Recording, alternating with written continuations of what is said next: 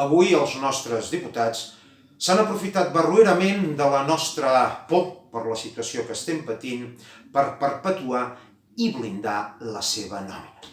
Pel que pugui passar, esclar.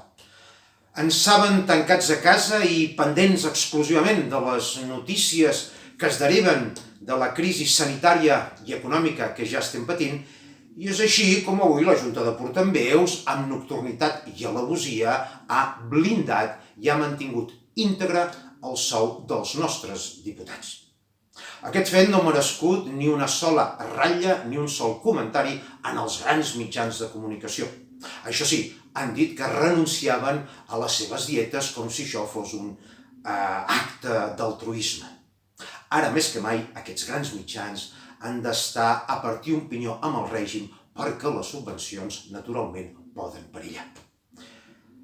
La solidaritat i empatia dels nostres diputats cap a tots aquells que estem patint la crisi econòmica derivada del virus ha estat zero.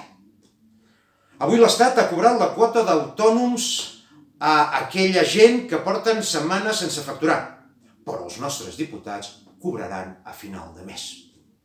Avui també petits empresaris han hagut de pagar nòmines quan no han pogut facturar i estan també amb uns cobraments ajornats per part dels seus clients que també estan patint la mateixa situació. Però els nostres diputats cobraran a final de mes.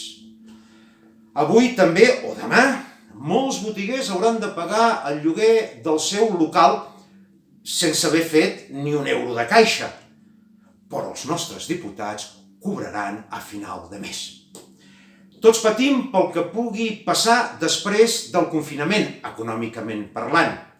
Ells no, perquè els nostres diputats cobraran a final de mes. Si no ens sentim estafats pel que ens estan fent, és que potser mereixem que ens ho facin.